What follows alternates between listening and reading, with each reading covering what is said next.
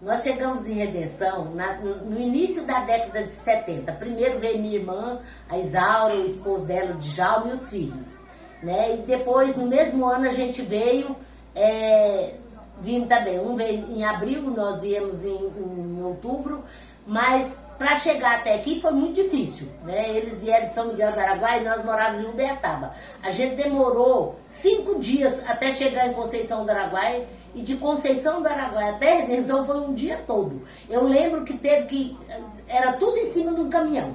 A gente andava com machado, porque quando caía as árvores, tinha que cortar a árvore para o caminhão passar. Então não era fácil, era muito difícil. Aqui, chegando aqui em Redenção, aqui não tinha energia elétrica, sabe? Para água, era tudo para tirar na carretilha ou então naquelas cruzetas que punha para puxar o balde com água. E também as dificuldades de energia, que não tinha. Então, o que tinha? Tinha uma casa do motor que funcionava para algumas pessoas, mas não dava para funcionar para todo mundo, era uma vila muito pequena. Então, cada um usava o seu lampião, sua lamparina, então era assim, Redenção. O primeiro colégio foi o Irmã Gabriela, eu estudei lá também, a gente cresceu, né? Quando eu estava na 7ª série, eu comecei a lecionar também, porque não tinha professores. Então eu estudava a 7ª série à noite e passei a lecionar durante o dia. E aí eu não parei mais de lecionar. Fui fazer o ensino médio, que foi o magistério, e depois eu lecionava também no Paulo Muniz e no Irmã Gabriela, nos 2 lugares. As casas aqui, a maioria era feita de tábua, ou então era rancho, de pau a pique mesmo. Sabe? Era poucas as casas que eram de tijolo. Eram muito raras. A maioria era tábua ou então feita de pau a pique. Até as telhas, o telhado, muitas vezes, quando não era... eles arrumavam tipo um casco de árvore cortada, de casqueiro, que eles falavam. E cobria as casas como se fosse telha, feita de madeira, entendeu? Então era assim a vida aqui em Redenção. Não era fácil, não. Foi muito difícil. Redenção só veio ter energia em 1986. E isso já tinha muitos anos que a gente morava aqui em Redenção. Em 82 foi quando emancipou Redenção. Eu tive o privilégio de colher assinatura para a emancipação de Redenção. Então a gente sofreu muito. Eu acho que eu fui a pessoa, eu fui a pessoa que mais colhia assinatura. Sabe? Então eu tinha muita facilidade de conversar e tudo, e colhi muita assinatura. Na época do professor Hernani e Debrando, o seu Elias Amorim, o seu Chico Macaco, outras pessoas que ajudavam nessa emancipação. Gerúdes Gomes também era uma pessoa que ajudou nesse movimento de emancipar a Redenção, e muitas outras pessoas, que agora eu não vou lembrar o nome de todos. Mas eu também contribuí para a emancipação de Redenção, colhendo assinaturas. E quando que veio o desejo de entrar na política? Olha, primeiro eu fiz em 82, eu fui para Belém fazer o curso técnico de enfermagem. Eu ganhei uma bolsa de estudo, porque aqui não tinha nada, né? Também era muito difícil. Tinha uma unidade de saúde, um postinho de saúde, que depois passou a ser a unidade básica de saúde, né?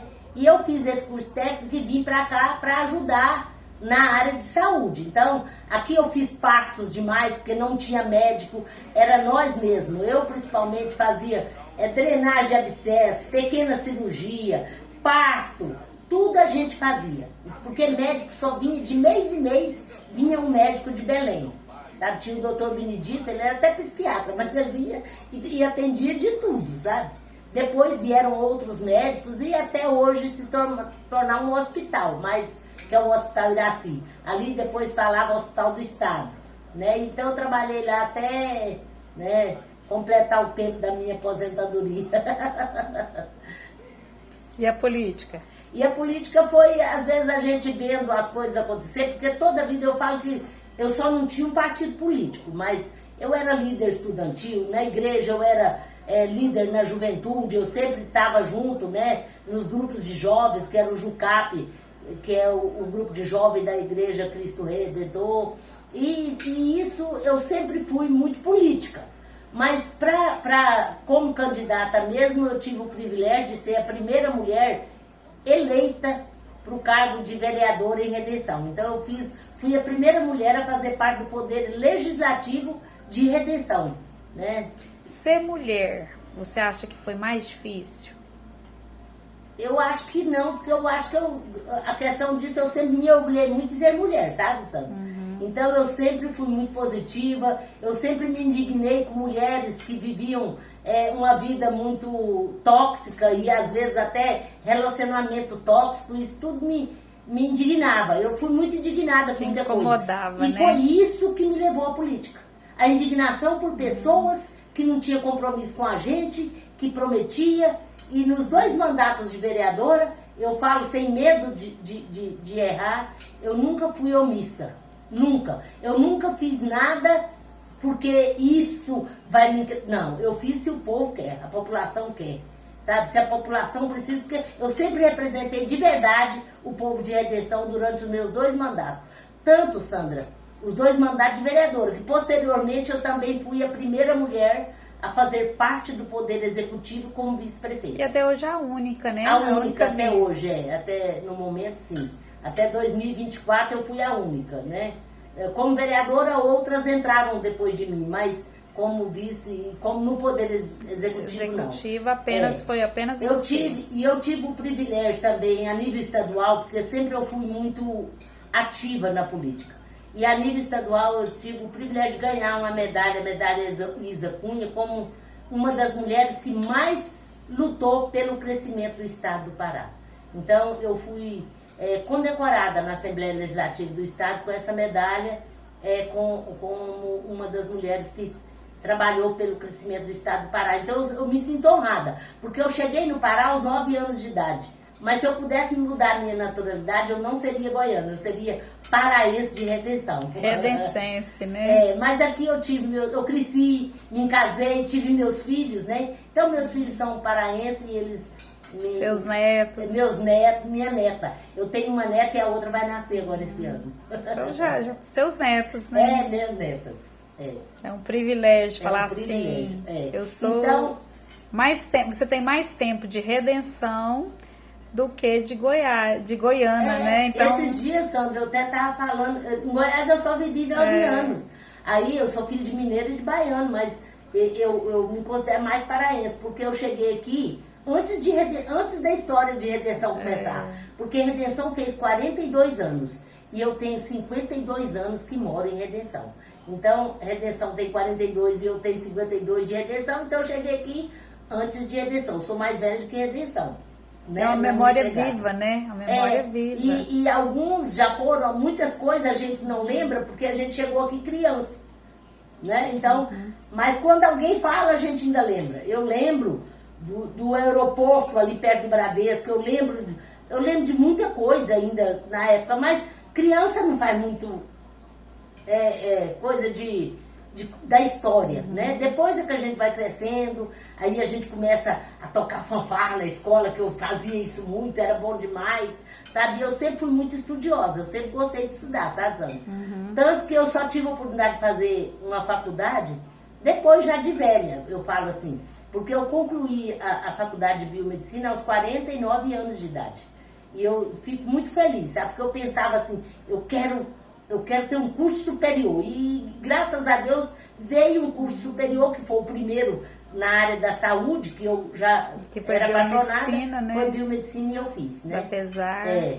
Hoje os meus filhos são tudo da área de saúde. O meu filho é médico veterinário, minha filha é médica, né? E eu sou biomédica. Então, todos eles, eu acho que despertaram esse amor pela saúde, né? Aqui em Redenção. Então, a gente olhando para trás, né? A todas aquelas dificuldades, essas pessoas, os pioneiros que enfrentaram toda a dificuldade que você está falando, que não tinha comunicação, né? Os parentes que ficavam, não tinha nem como ligar, porque não tinha telefone, não tinha energia. A minha irmã Isaura, ela era uma pessoa assim, ela era assistente social de Redenção. Naquela época não tinha, né? Mas ela não podia ver um doente, ela não podia ver que ela era... Eu acho que eu puxei muito ela também, minha mãe. Então, ela, se via um doente, ela já pegava aquele doente, ela já ia comprar um remédio, ela já ia no médico pedir uma consulta, quando tinha médico, é claro. E hoje ela tem, inclusive o nome da feira coberta tem o nome dela, Isaura, né, de Souza Domingues. Então é o nome da minha irmã. E a minha irmã, a minha mãe, Alexandrina, que todo mundo conhecia ela por mãezinha, também era aquela pessoa que não podia ver um doente que estava lá visitando, ajudando, ia cuidar da casa, ia cuidar das coisas. A minha mãe sempre foi desse jeito também. As dificuldades fazem as pessoas ficarem mais unidas, né? E eu tive o privilégio de ser a descendência de pessoas maravilhosas, que tanto a minha mãe quanto a minha irmã e os meus antepassados eram pessoas boas demais, sabe? Então, pessoas que ajudaram também na construção de redenção. E tem muitos, Sandra, que vão ficar sem lembrar, porque já morreram, e às vezes essa história, graças a você que quer resgatar essa história, a história de redenção não vai morrer totalmente, mas muita coisa ficou para trás, porque os nossos antepassados já foram embora, né? Quem chegaram antes de nós, aliás, quem chegaram aqui adulto, que lembrava mais, porque eu cheguei criança, junto com os adultos, mas os adultos já foram embora, os adultos daquela época, né? A minha mãe mesmo, as dificuldades, ela fala que agradece muito o seu Costa, que já faleceu, né? Nossa. Ele tinha, quando nós chegamos aqui, não tinha energia, lá na minha avó não tinha energia, e lá no seu Costa tinha, e lá meu pai trouxe o motor, depois que até que montar esse motor, tudo. Então a primeira mamadeira da minha irmã, aquela mamadeira foi feita no seu Costa. E o Costa era o sorvete mais gostoso que tinha, meu Deus do céu. Quando nós mudamos pra cá, a gente foi pra fazenda. Era ali onde pra cá do 31, onde é a fazenda hoje de Joãozinho Aguiar, ali que era a gente, depois do Tatá. O Tatá era o que tinha o comércio mais perto lá. Então tudo, se alguém tinha uma dor de dente, ia no Tatá, porque lá tinha o passa-jade pôr no dente, tinha o anador, né? E o seu Tatá tá até hoje, até hoje ele tá lá. Então o Tatá é uma figura também. A gente morava pra lá do Tatá, nós morávamos na roça. Então ali a gente era amigo de todo mundo, né? Ali era um ajudando o outro, era um povo, tudo a pé. Eu ia a pé daqui lá, Sandra, criança, porque não tinha carro, não tinha nada. Eu creio que é o Cássio, né, da Mundial, as irmãs dele criaram esse gosto pelo comércio através do pai, né? Hoje em dia tem ali a Mundial, que é um comércio já grande, né? Um supermercado grande. A Márcia, eu lembro da Márcia pequenininha, sabe? A gente era vizinho, então ela ia muito na nossa casa quando era criança, então a gente brincava junto. Então ela era mais nova. Esse gosto veio do pai, né? Do seu Tatá, né? O Tatá. O pai e a mãe também, porque não vieram sozinhos. Maravilhosas, O Tatá é uma pessoa, ele ajudava todo mundo ali também, assim, tinha dinheiro, o Tatá vendia, não tinha, o Tatá vendia também, então... Tudo anotado no caderninho. O caderninho do Tatá, mas era muito bom. E eu falo que até hoje a gente tem um carinho muito grande, né, por essas pessoas. Mas são poucos, Sandra, porque muita gente já foram, né? Por exemplo, o Hernani, que ajudou a levar a documentação, porque o Hernani, ele era muito, assim, uma pessoa muito educada, que sabia redigir as coisas. Então, as documentações para emancipação de redenção era tudo feito pelo professor Hernani. Ele era muito inteligente, sabe? Então ele se saía, então ele fazia documentação. Tudo a gente pesquisava. A Sali, esposa dele, ajudou muito também, né? Eu lembro da Sali na escola. Aí depois veio o primeiro prefeito, que foi o Arcelide Veronese. Eles tinham um açougue ali, a dona Elza também foi uma primeira dama muito presente, que ajudava naquela época. Né? Naquela época não tinha nada. E o seu Arcelide foi uma pessoa teve que construir boa. Tudo. Muito, Quando o Giovanni foi candidato... Na escola já tinha, mas era, como você falou antes, ela era de tábua. E tinha um ranchão. Chegou a pegar fogo no Mambre, ela queimou muitos documentos.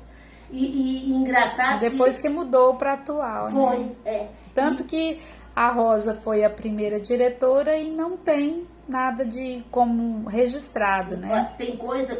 Porque quando a Rosa era diretora, eu lecionava lá. E tem documento que eu perdi.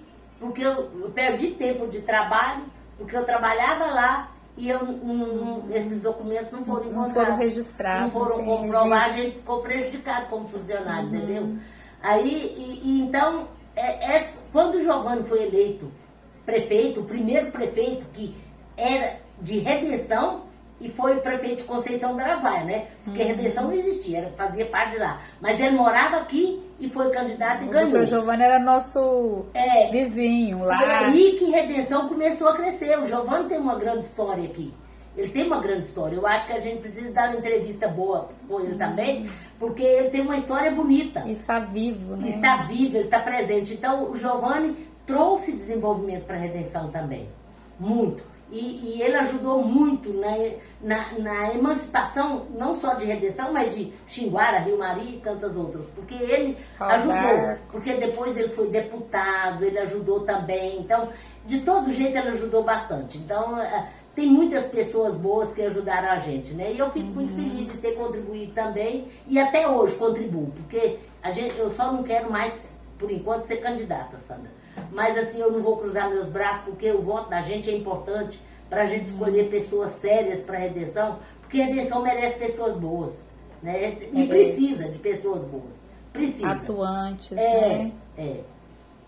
Certo. Muito obrigada, Tibela.